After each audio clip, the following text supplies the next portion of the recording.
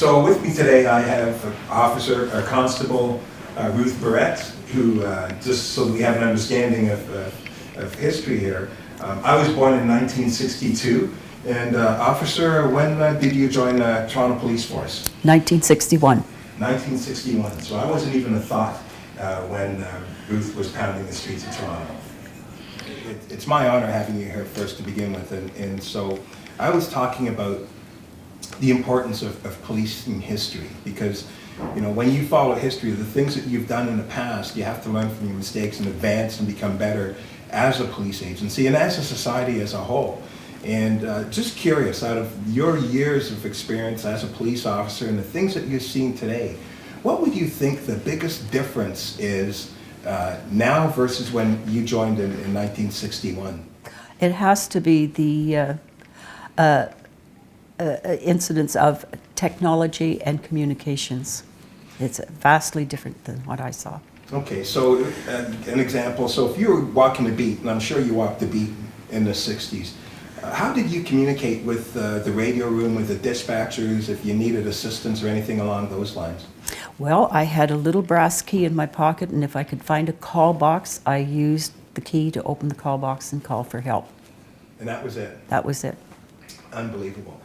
And as a female officer, because there's so few of you, do you remember some of the challenges or some of the issues that you had to persevere through? I remember I was never allowed to eat lunch with the men in their guard room. Those were the biggest issues. The men needed to be convinced that we were valuable. Is that right? So yes, they did. You would have to, you feel you had to try that much harder in order to be considered an equal peer? I think we had to try hard, and we had to do it in a gentle way. We couldn't come raging with guns blazing, so to speak. Okay.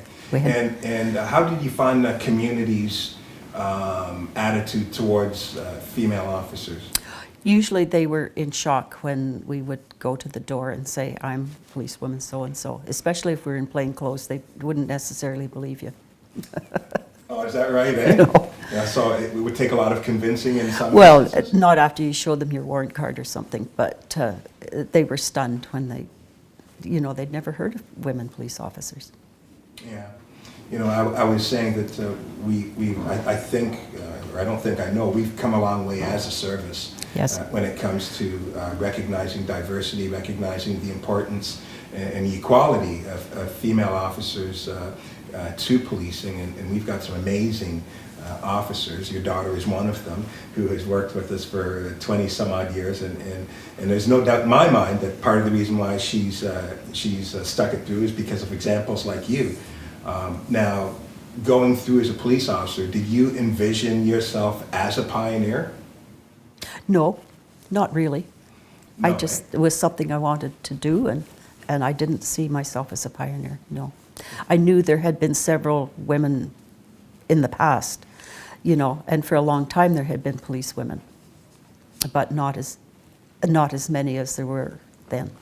Okay, and could you just talk a bit about how family and friends responded when you told them that this is the industry you wanted to get in? Well, it depended on who you talked to. Some of the young men that I knew would say, well, here I am. Well, no, I'm sure their motives were different, but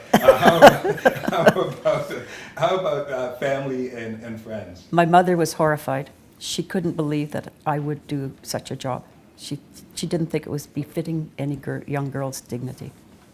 And what possessed you to say, I wanted to be a police officer? I don't know, Chief. I really can't tell you. I just wanted a change from teaching, and I thought this sounded like a good idea, and it was. Well, I've got to tell you, you have had an influence on many of the women that have joined policing, because you know, being one of the first, you have to blaze that trail for others, and you make it a reality that it is possible. And so others have succeeded because of you. And I know at the time that was not what you were thinking, but, no. But that is the reality. And so how do you feel about that? I feel kind of proud of myself, actually. I don't want you feeling too comfortable in my chair, by the way. It's quite nice, actually. So what are you doing in your spare time now? I do some volunteer work in a kindergarten, I did teach kindergarten for about 30 years. I do volunteer. I go down to St. James Cathedral and volunteer in the sewing room that the Anglican Church women operate. Well, that's great. You know, as I stated earlier, I'm honored to have met you. I'm so glad, and to share stories with you. And it has been truly a pleasure to get to know you. And thank you for what you have done. You don't realize it, but you know, this type of history, I think, is something that is so beneficial to our present day staff, so they have an understanding of where we were and how we've progressed to who we are, and also to continue to move in that right direction. Mm-hmm. Thank you for having me, Chief. It's been a pleasure to meet you. I've really enjoyed every minute of the day, and I'm glad that you have enabled me to do this. That's great. Thank you. Thanks. So much. My name is Ruth Burritt. I served as an officer in Toronto Police for 6 years, from 1961 to 1967. My badge number was 5507.